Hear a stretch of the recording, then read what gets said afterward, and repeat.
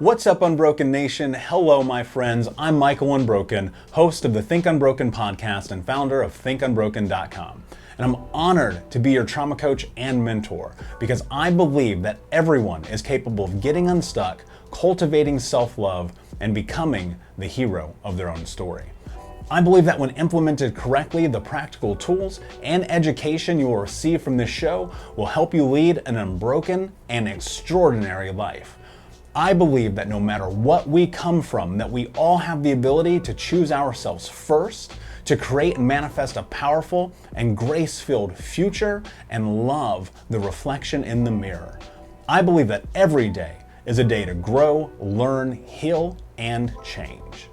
That's why I started my company, thinkunbroken.com, which is an online training and healing and personal growth platform where you get everything that I know about how to get motivated, be accountable, get out of the vortex, and become the hero of your own story through community, connection, and commitment.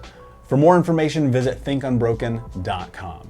Please listen closely as you may learn just one thing that will help you be unbroken. And please share this episode with at least 3 of your friends because we all need community and connection in our healing journey. And be sure to DM me and tag me on Instagram at Michael Unbroken so that I can say hi.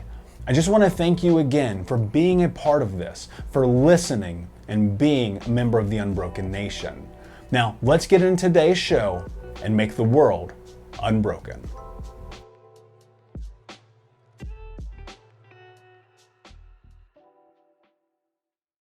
What's up, Unbroken Nation? Michael Unbroken here, author, speaker, coach, entrepreneur, and advocate for adult survivors of childhood trauma. And you are listening to the Michael Unbroken podcast. Super excited to be joined by one of my great friends, Military Mike, today. Mike is a naval veteran, best-selling author, investor, coach, and multi-passionate entrepreneur. He teaches veterans high-income skills so they can increase their earning potential and earn their American dream that they have fought hard to defend. Got goosebumps even talking about it. Military Mike, what is up, my man?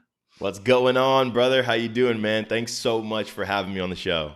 Man, I'm so good. Super excited to have you here. Super excited to be connected with you. I love your story. I love your mission. It's so much about what I think about as we move towards creating change and expansion in the world, how we come together to help each other. Now, a little background for folks listening. You and I actually connected. We were in a pitch off in front of Grant Cardone. My audience has probably heard me say this 10 million times. They're tired of hearing it at this point. But you were right there, and something really incredible happened in that moment. And Grant helped invest, what was it, 10,000 books to get 10, to veterans around the world. Right. That's amazing. It. Amazing. And so, Mike, you and I connected there. We met up in Miami, both exhausted from being all over the world and traveling, and just sat there and just took it in, soaked it in, and learned. You know, I like to consider myself a learner, but before we dive into you as an educator and someone inspiring the world, tell us about your journey. How did you get to this moment? Oh, man, appreciate it. So I got to say, it really all comes from this idea that, or this mindset that I have, that life is too short. You know, I've kind of experienced a few things in life that have taught me that I need to give more. I need to produce more. I need to do more, right? You can't just come onto this earth and not leave an impact behind, right? Before it's too late. I lost my mom when I was 6 years old.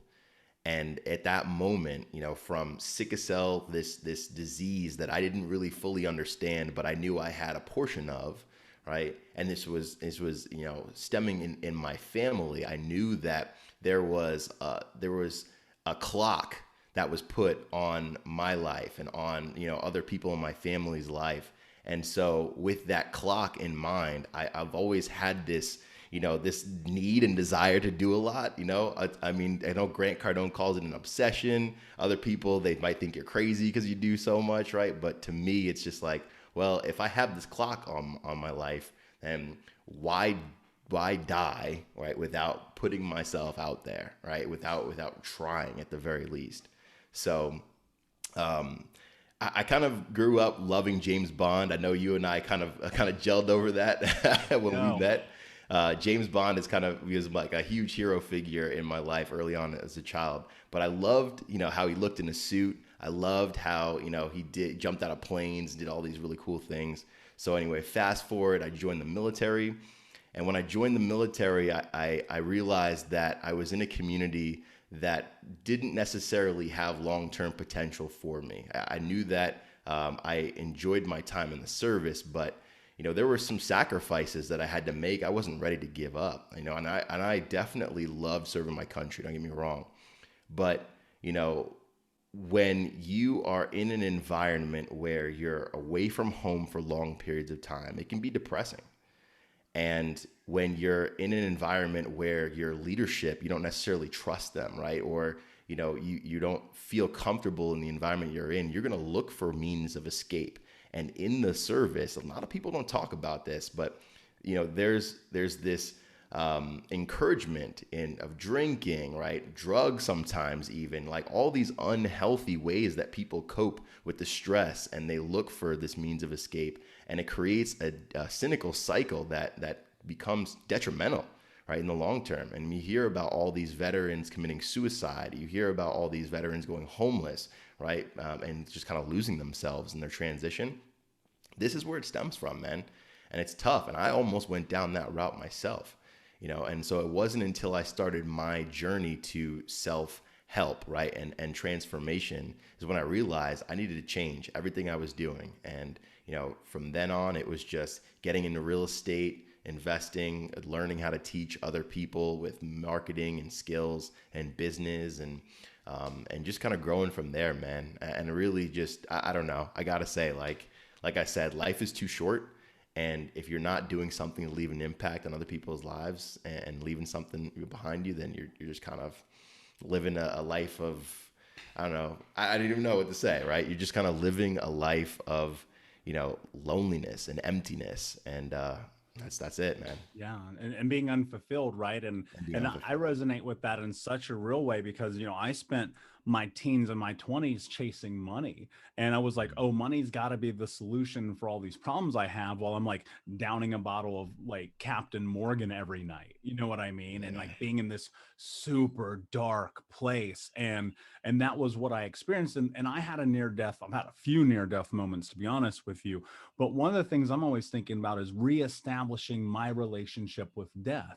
Because when you like really sit with it and you understand that one day this is all over, like it's done, it will change the way that you live and exist within the world. What was it about and I want to talk about this because I do think that people are terrified of dying. And there's not the fact that I'm not like scared to die. I don't want to die. I hope I die without pain and without some really crazy thing happening to me. But I also rationalize the idea like it's going to happen. And so it pushes me to move at a pace in which most people, they look at me, they go, you're a workaholic, you don't ever take a break. And I'm like, but you have to understand, I love what I do. I'm obsessed with it to the point that I don't mind the 100-hour work weeks. And in fact, because I'm building something, I'm creating something. Talk to me about the relationship of death that you've had and the way that has really catapulted you into trying to create this life that you have now. Yeah, man. My relationship with death is crazy, in my opinion, right? I know a lot of people have experienced a lot of other things, and I don't want to take that away from anyone else. But like I said earlier, from losing my mom when I was 6 years old, that to me was devastating, because I'll never forget, the setting. We were at a party, that my grandparents were hosting for one of my little cousins. And my mom had been in and out of the hospital for a while, but to me, it was just a routine. It was just something that she was doing, right? And at 6 years old, how do you really explain all the crazinesses of a terminal illness? So I saw her that day in the hospital, and she looked fine to me, right? Again, she looked like, every other time she was in the hospital, so I didn't see the difference there. And then it was 3 or 4 hours later where my dad pulled me and my like 1.5-year-old sister into a room to explain to us that our mom was not coming back. And that was tough, right? I mean, I don't even I didn't even remember the next week. I feel like it was just black because I just like, just how do you go through that the rest of your life now, like not having that person that was supposed to be there to nurture you, right, and develop you over the years. And then from there it was her sister, and then another aunt and another cousin, right, over the course of my early childhood. And so it almost numbed me, right, a little bit to death as a child. But then fast forward to my time in service. My last deployment, and this was after, again, I started my journey of self-development. I was in the Middle East, and I remember getting a phone call or a text message, right, like a Facebook message from my uncle telling me that my aunt, so my mom's last and final living sister, who had already beaten the odds of sickle cell, has gone to the hospital 3 times in the week. And I remember feeling that gut feeling in my chest saying, okay, something's wrong. Something's wrong. I don't know what's gonna happen here, but I just started praying, and we ended up losing her. And I remember asking my command to go down and bury her in the ground, because she had kind of taken that mantle of the mother figure in my life at that point. And they said no. Because she wasn't an immediate family member, right? She wasn't a part of that like inner circle that the military deems that you are granted emergency leave for those scenarios. And so I had to, look my family in the eyes coming back from a 9-month deployment and saying, hey, I tried to get here, right? But that feeling of shame, right? That feeling of disappointment was huge and heavy in my life. And so that is kind of what ultimately led me to leave service. But, just this recurring, cycle of early death in my life, that's really what catapulted me to say, hey, life is too short, man. I gotta work. I gotta hustle. Like you said, Mike, like I don't mind working 100+ hours a week because I am creating something, right? I'm trying to leave something behind. It doesn't matter if, I end up dying 5 years from now, 5 days from now, or 50 years from now, right? At the very least, I will have at least tried, right, to do something to leave behind. And I'm proud of what I have, done at this point. And I'm excited about all the things that I have yet to do. So, yeah, I love that, man. And my heart goes out to you, man, because I think about how many times that we do have to make sacrifices in our lives, right? And sometimes it's by choice and sometimes it's by proxy. At 18 years old, I told my mother, I sat down with her and I said, you're not allowed to be in my life anymore, right? She was a drug addict. She was an alcoholic. She was a liar, a thief, a narcissist, like you name it, right? Like she would drink and drive, the whole nine. Like, and I foresaw, like I knew, like if I kept her in my life, that I would not be having this conversation with you today, right? I could just foresee it. My gut told me sometimes the hardest thing that we have to do is the best thing. Yeah. And years later, that has paid dividends in my life to be able to put myself in a position to even have this kind of conversation. But you talk about sacrifice. There's not like, I don't think people really understand the power of a sacrifice that you're not ready to make until you have to make it. And you've done that multiple times. Talk to me about that, like realizing these moments in which you're like, I got to make a sacrifice, even if I'm not ready, and the impact that that has on your life, whether good or bad. Yeah, no, it's a huge, huge crossroads, I think, right, in your life. And just like you said, Mike, like you gotta see, you gotta project, right, a little bit, and you have to say, okay, am I going to be better off in the future, right, making this sacrifice right now, or am I going to be, worse off, just kind of staying in this environment? I mean, we've all heard the phrase, you're a sum total of the 5 closest people in your life, right? Or I would say 5 closest influences, because they don't necessarily always have to be people. They can be things, they can be books, they can be, whatever you're doing spiritually. But yeah, you got to make that choice.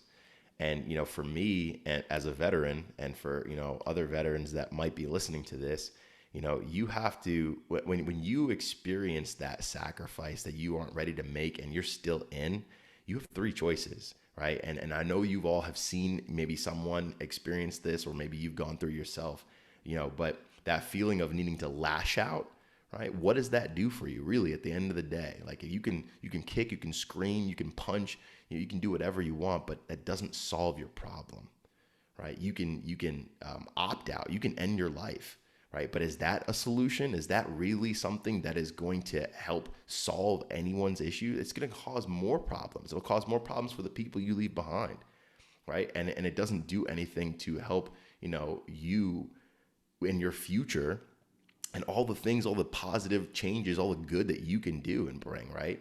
Or you can get out, right? For me, it was choosing to get out, right? But not getting out violently, getting out smartly, right? And choosing to invest in that time to personally develop myself on my way out the door. But that's how, I choose to, make that sacrifice as calmly as I can make it, and then try and better myself on the back end of whatever situation I'm going through, because I always have to remind myself the situation that I'm in right now is not as important as where I'm going. I was taught that, someone told me that while I was at the Naval Academy, and that mentor is still a positive father figure in my life. And I was kind of going through a rough breakup at the time, right? It was a rough breakup at the time, but it was still something so pivotal and profound that I've applied that lesson to a lot of the sacrifices in my life since then. And it's been great. Hey, what's up, Unbroken Nation? Michael here. I just wanted to take a moment and invite you to the Think Unbroken community coaching sessions. We start these sessions at the beginning of every month, and we take a deep dive into the baseline and frameworks of what it means to get out of the vortex and become the hero of your own story through community, connection, commitment, and education. You can learn more about this at healtraumacoach.com, where you can fill out an application and sign up for a trauma healing call with me or my team to see if the Think Unbroken community coaching sessions is right for you. That's at healtraumacoach.com. We start at the beginning of every month. I cannot wait to see you there. And I'll be honest with you, if I'm not the right fit for you, we will help you find the person that can help you on your journey. Yeah, that's powerful. And there's so much truth in that. And like, look, as someone who has had suicide attempt in my own life, it was being in this place where I'm like, man, this is fucking rock bottom. Like, I don't even know if I can go any lower than this. And in that moment, what was really spectacular, call it divine intervention, I don't care what you call it, there was this moment I realized this promise that I made to myself when I was 8 years old, going across the street to our neighbor's house and stealing water because we were so poor. The water company had cut our water off. And I was just in this moment, like turning on their spigot, filling up this little blue bucket and being like, when you're a grown up, this won't be your life. And as I had this final breakdown of all breakdowns, right? The rock bottom, it could not go any lower. I was like, what are you willing to do to have the life that you want to have? Amen. And the words, no excuses, just results came into my mind. And it has become the precursor for everything that I do in my life. But that required a tremendous amount of action to go from where I was 11, 12 years ago to where I am right now having this conversation with you. Talk about the power of actually taking action against the things that you're thinking. Yeah, man, that's a great topic. Action is critical. Okay. So I'll break it to you like this. In the service, they teach us not to get pinned down. Getting pinned down is the worst possible place to be. Your enemy can flank you around all sides. If you're just hiding there, cowering behind whatever object, with all these bullets flying overhead, your enemy will flank you and they will get you. All right. So you have to keep moving. And I think that's a critical lesson in life too. If you allow yourself to succumb to your fears, to your emotions, to the depression, right? All that stuff will eat you inside, and it'll not only prevent you from doing all the good that you have the potential to do, but it'll also it'll cause you to see life through such a negative lens. And people, by and large, are not evil, right? I mean, there are evil people. I'm not saying there are not, but things are not always out to get you. And if you live life through that type of lens, you're not living a fulfilling and fruitful life. You're not. So keep moving, right? Tony Robbins teaches us that your emotions are controlled by your motions, right? So you have to get up, change your action, right? Create a spark in your body so you can give yourself more energy to get yourself out of that negative mindset that you're in, right? And I think that's critical, and that's definitely something that I try and do when I'm feeling, in those down moments. I'm not perfect, right? No one is, right? Life has ups and downs, and I'm not saying that you need to, be Tony Robbins, but what I'm saying is that, when you're feeling negative, and if you haven't tried it before, try it. Try getting up, try moving around, try keeping your head in an upright position, right? Maybe your chest out and do that little Superman stance, and just see how your emotions change. Hold it for 2 minutes, just keep breathing, and just see what happens, man. Because I guarantee you those 2 minutes changing your state from that negative emotion you're feeling into something more positive will be more beneficial for you in the long run. I guarantee it.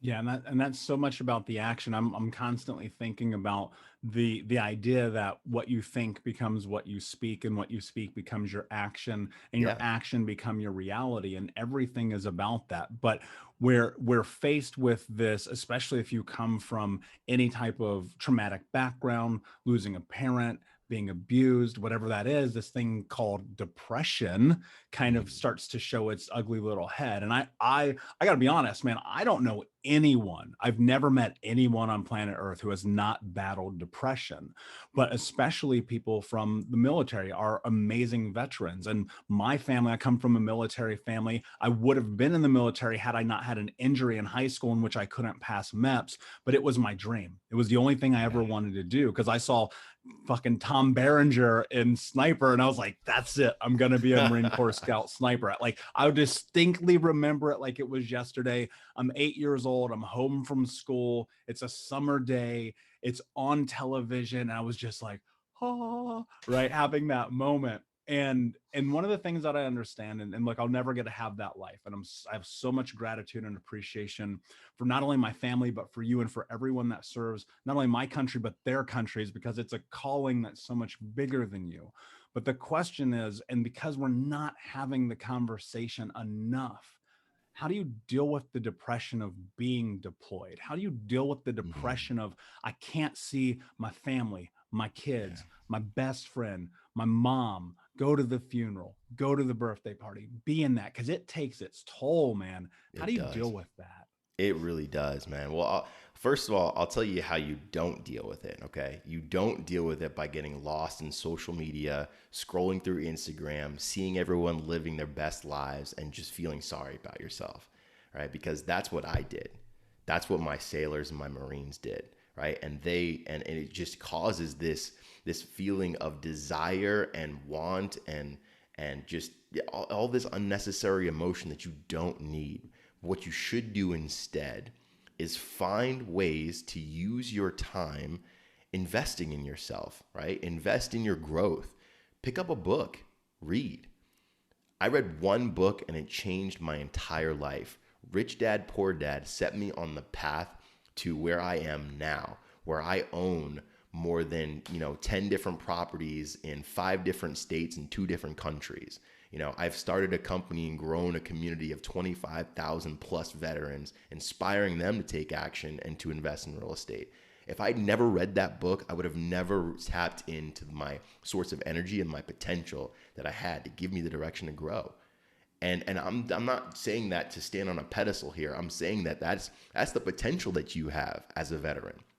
If you're going through a long deployment, it's already tough being far away from your family, not being able to communicate, but through emails, maybe text messages, or whatever you have the bandwidth for, right? Because a lot of our systems out there are still old school and decrepit. But anyway, it's you got to do something to change it out. If it's online courses that you can read, great. If it's or you can do, then great. If it's a book that you can read, even better.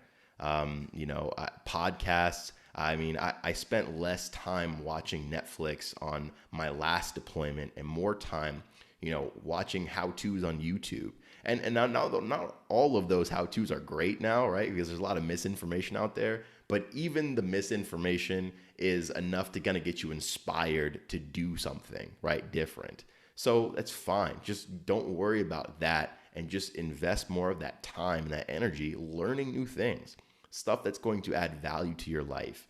I mean, I talk about high income skills a lot because as a veteran, a lot of times you get lost in that world of, working for someone else's mission and serving the country and wearing that badge of honor. Sometimes it becomes a crutch to the point where now you feel lost and you don't have an identity for yourself. So on the back end, when you're looking to transition, you're looking for someone else to give you instructions and guidance in life, but you don't need that. They taught you the discipline. They taught you the ability to, go out and to not fail at your mission, right? So take the discipline and go out and apply that in your own life. Take charge and carry out the plan of your life, okay? Be your own boss. Develop skills in sales and marketing or coaching and consulting. Take your passions and convert them into something that can earn you multiple 6, 7, and 8-figure incomes in any economy, all right? But that's how I recommend, you challenge that deployment period, because everyone thinks the common misconception is that when you're on deployment, you're on mission 24/7. I mean, you kind of are in a way because you're always on call, but you're not always on watch. And there's a lot of off time that accumulates. And when you spend it watching Netflix, surfing social media, doing things, and living other people's lives vicariously through them, that is not doing anything to add value to you. So you don't have to necessarily be an entrepreneur. You can do things to develop yourself spiritually, right? Mentally, physically, right? I've seen a lot of gym buffs, right? Come back from deployment, losing like 50 pounds and gaining all the muscles and stuff. Like, that's great. Do that, but do something that's going to add value to you positively. Don't just use it, thinking about the life that you could have and thinking about all the things that have gone wrong between you and your spouse or your family and this and that, and all these regrets that you have that just weighs you down, and it doesn't help you become a better person in the long run. Yeah, absolutely. And I think that translates over to civilian life in such a true way, because there are so many people who they're blaming the world for why they can't have the life that they want to have. And yet they're watching television all night. They're hanging out at bars all night. They're not going to the gym. They're not doing self-care. They're not doing self-help. They're not doing self-education. I'm trying to coin self-education now, because it's like, I think we're past the help part of it. Now we're learning. Right. And you have the opportunity to step into creating the life that you want to have. But it starts with acknowledgement and saying that you are capable of doing this. You are capable of building this. And everyone starts at zero. Everyone starts at zero. And the one thing that I've learned about not only being an entrepreneur, but a leader in this space, or a talker, I was going to call myself a talker. I am a talker. I never shut up. But like getting on stage and speaking and all of these things, is that it started with zero. It started with no one coming to the workshops. It started with one person in the audience. It started with one listener, one follower, one line in the book, right? It always starts there. And people are so concerned that if they don't do it all right now immediately, that no one's going to take them seriously. So true. I've been building and creating this thing for 5 years, but I've also been creating my life for the last 10, probably 12, with intention. Can you talk about the power of intention and clarity as you're moving towards these goals and these things that you want to create in your life? That is so, so critical. If you don't have intention, then you will not see the result you're looking for. You can't.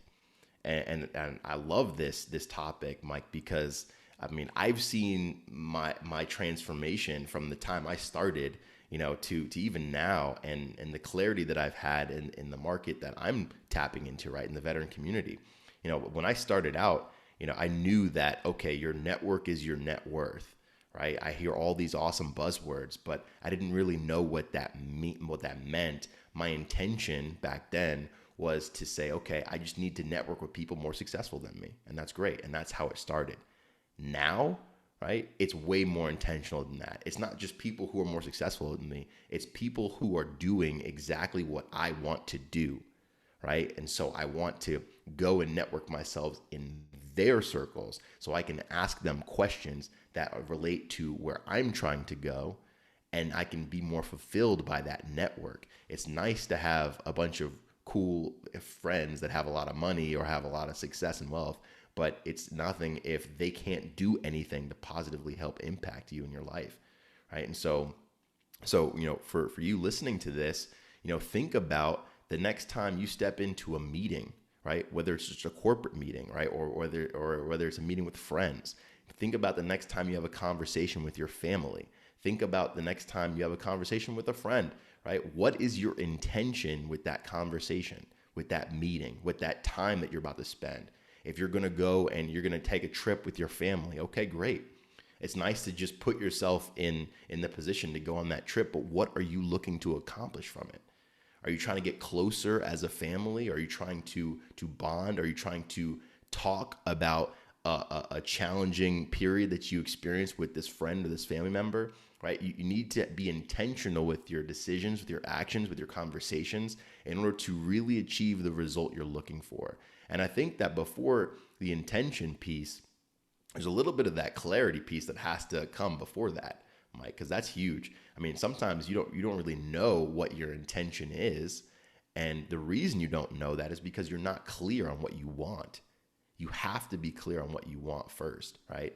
Then you'll be able to intentionally move in the direction that you're looking for, or have the conversations that you need to have in order to produce the results that you want. Does that make sense? Yeah, 100%. And I think about that in everything, like from business and self-development and relationships and career and connection. Think about this. If I didn't have intention and clarity about the conversation that you and I were going to have today, we'd be talking about fucking sports and shit that don't matter, right? That's and, right. And like that applies across the board. Like, Yep. I hate water cooler talk. This idea that we're going to have these bullshit conversations for 30 seconds brings no value to anyone's life. So when you're engaging in connection, community with people, make a commitment to the idea that you can show up, that you can be present. Yeah. But here's what's really fascinating in all of this, and people are listening to this and they're hearing it and they're going, well, I understand that from this very high level, but from a practical standpoint, when I think about actually showing up and doing things in my life, I feel like a fraud. I feel like this isn't me. I feel like there's this limiting self-belief. And for me, it has only changed through this idea of just, I'm going to do it until it becomes real. How do you work through this, Mike? How do you go from, I have this idea, but I'm concerned about judgment, to I'm going to do it anyway because I believe in it enough that I'm willing to suffer? Man, that's powerful. I really think that when you are able to do something despite yourself, that's when you really see the biggest change, not only in yourself, but also in the impact that you're having. Guys, you cannot let this imposter syndrome, is what we call it, right, in this world, get you down. Take that action anyway. Who cares if you haven't hit the threshold of success yet? There are people that are still stuck at the cover of the book. Even if you just got through chapter 1, you still have the ability to inspire them. Pick them up, help them get started. Okay. And by the time you help enough people get started in life, you might be on chapter 2, chapter 3, and you'll be able to continue on and so on and so forth.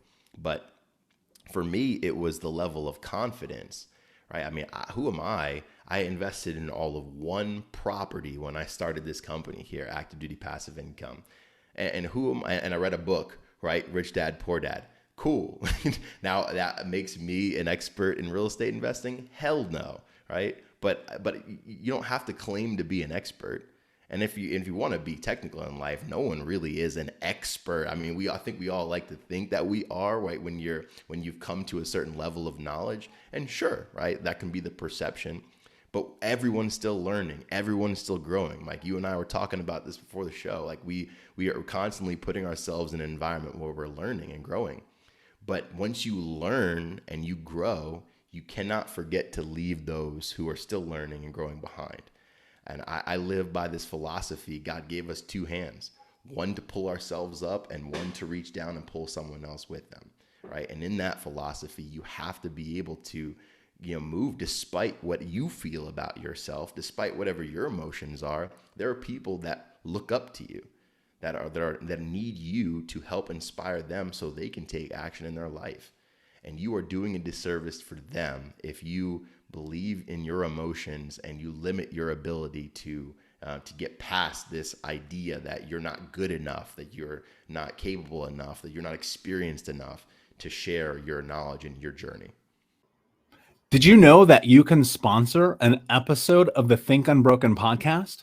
All you have to do is visit thinkunbrokenpodcast.com, and there's a little coffee icon down there at the bottom of the screen, or you can click the sponsor an episode link and your name will go on the sponsored list for sponsors of the Think Unbroken podcast. One of the things you may not know is that this is an internal podcast. There's no major sponsors. Coca-Cola doesn't sponsor us. We don't get the Joe Rogan endorsement. We're over here trying to create massive change in the world, and I cannot do it alone, and I need your help. So if you have the ability, please visit thinkunbrokenpodcast.com, help sponsor an episode, and we will put your name on the sponsorship list where everyone can see your contribution to the Unbroken Nation. My friend, I appreciate it so much. I want to continue to make these shows and bring tremendous value to your life, to our world, and to the Unbroken Nation, but I cannot do it alone. If you have the ability, please visit thinkunbrokenpodcast.com and sponsor an episode.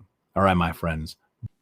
Yeah, and you're spot on. And I shared with one of my clients the other day. We were in this coaching session, and I looked at them and I said, "You are being selfish by not sharing your message." Yes. Because, and look, whether you're religious or not, it doesn't matter. God, spirit, universe, call it what you want. But some people adamantly and truly believe that they are here for a purpose. I am one of those people. I believe I am. Because why else would you suffer, right? Right. Where else do you suffer? And to not use your voice is so selfish. And sometimes I think the truth is, the reality is, we're concerned about what other people think. And I'm always like, what do they have to do with me? I get canceled, Mike. I get canceled every day, brother. I get emails every day. I get canceled. And I'm like, so what's your point? What do you have to do with me? Because this person over here needs my help and needs my voice. And so that limiting belief that you have, the only way that goes away is through creating action. Now, Mike, I want to ask you this question because I want to come back to something you said a couple of minutes ago. We find ourselves wearing this badge that becomes a crutch, and that applies across the board: trauma survivor, artist, CEO, corporate exec, blah, blah, blah, blah, blah, janitor, doesn't matter, right? We get tied and labeled, and we stick with these labels, and they become in our way, and they become this crutch where we use it as an excuse. How do you find a new mission? Finding a new mission is important. And I like what you said there, because, those labels really do get in our way. You got to step outside yourself first and to say, okay, you got to look in. You have to look inward to yourself, and you have to say, okay, what inspires me? What am I passionate about? Right. And I would even say, think back to some conversations that you've had, with yourself, conversations you had with other people, previously. What do they compliment you about? What traits, what skills do they say that you're really good at, right? Because when you're finding a new mission, you want to be able to say, okay, you want to be able to fall back on your base and say, okay, what's my superpower, right? Like what is easy for me to do that's harder for other people to do?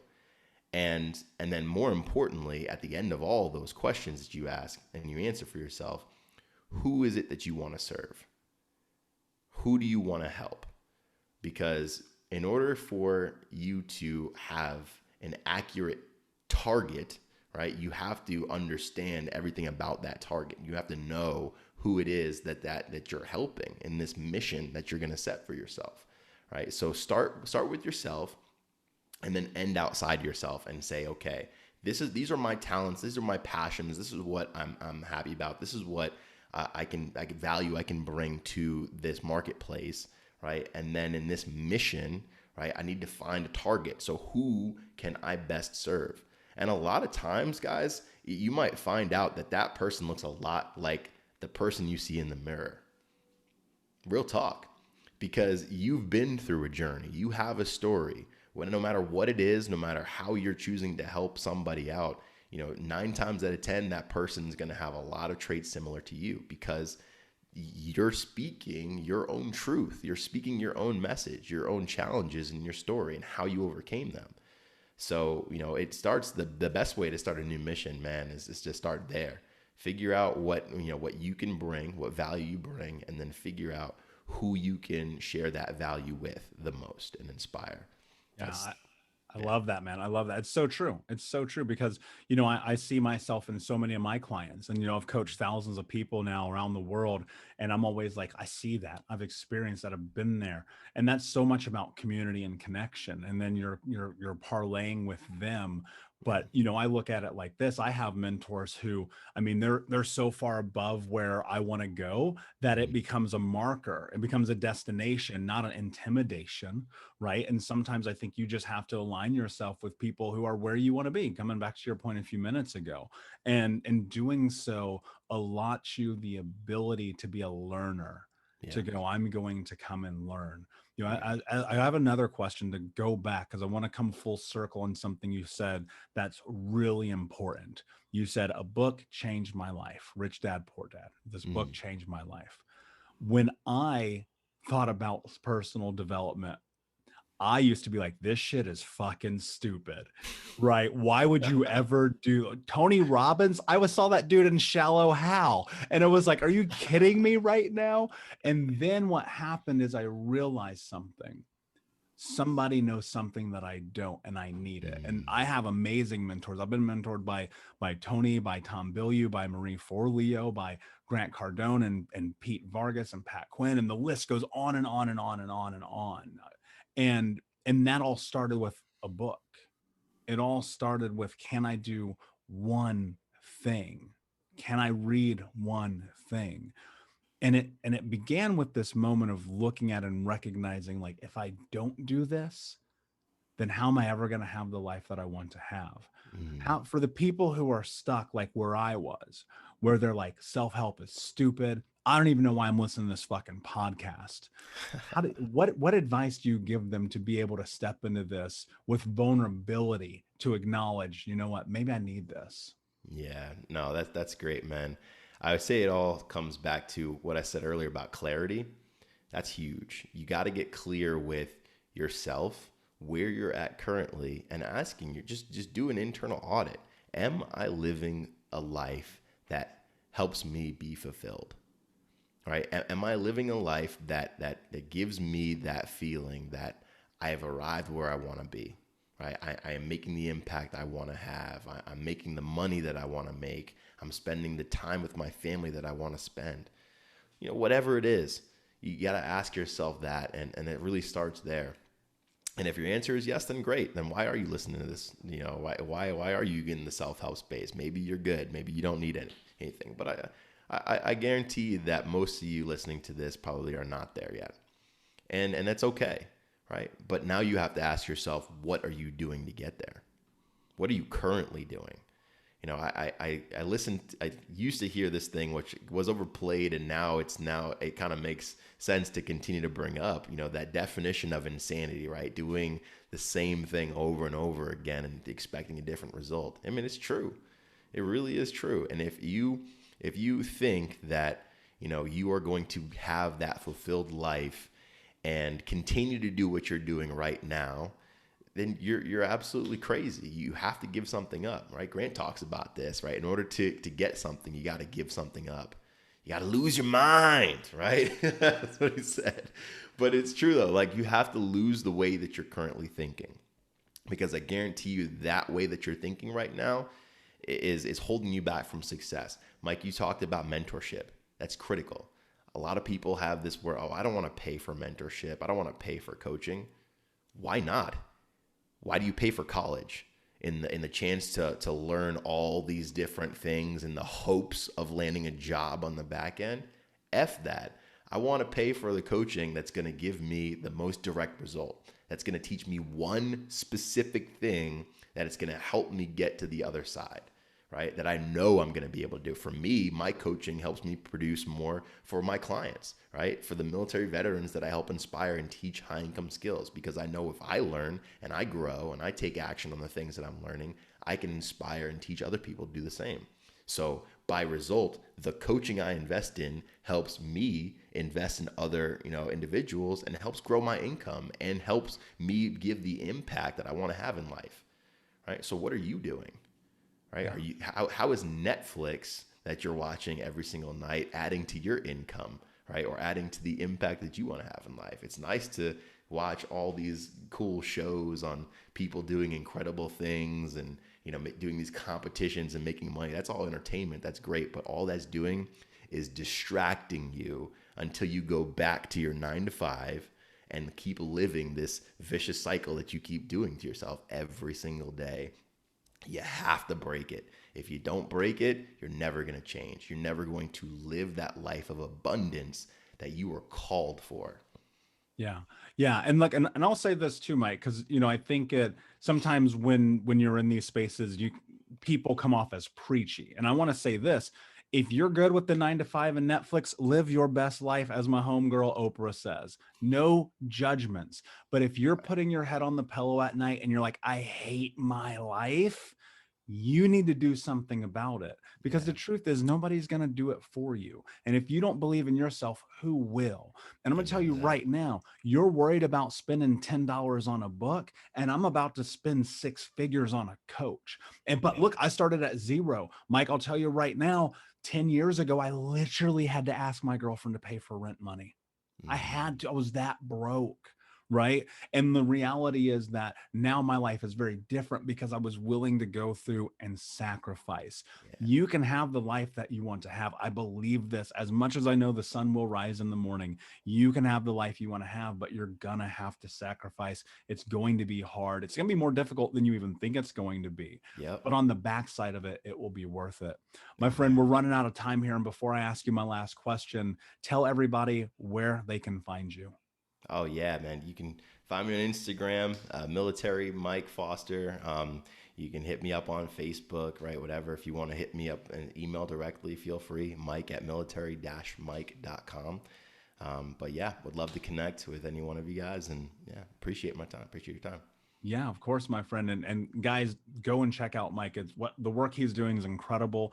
As someone from a military family who desperately wanted to be, I was that guy. I wanted to be in the military. I was in JROTC. Like I needed it. I needed to escape like the reality of growing up in poverty. And I didn't get that. But what I did get is still I got the family and brotherhood because of people like Mike. And I'm super appreciative. My last question for you, my friend, is what does it mean to you to be unbroken? That's a powerful question. I gotta say, it means to live that life of fulfillment, right? Despite what you hear, despite what you've been taught, despite all the things that might have held you back. For me, being unbroken is being the absolute most, unstoppable version of military Mike I can be, right? To go out there and to do all these things. Even when people say, oh, Mike, you're doing too much. You can't do all this stuff. Watch me. I am unbroken. Love it, my friend. Love it. Unbroken Nation, thank you so much for hanging out today. Remember, please like, subscribe, comment, tell a friend. And until next time, my friends, be unbroken. I'll see you. Unbroken Nation, hope that you just got a tremendous amount of value from today's episode. I want to know what you think. Please do me a favor and review, rate, and share the episode with 3 friends on social media today. It would mean the world if you did, because ultimately at the end of the day, creating community and connection is how we heal generational trauma in the world. And I need your help to do that, Unbroken Nation. So if you're on iTunes or Spotify or wherever you are, please like, comment, share, review. I want to know not only what you like about the show, but how I can make the show better, how I can make this further about helping you on your healing journey. So do me a favor, and when you do, shoot me a screenshot of you making the review to my DM at Michael Unbroken on Instagram so that I can have a conversation with you, say hi, and more importantly, so I can share it with the Unbroken Nation. Thank you so much, my friend.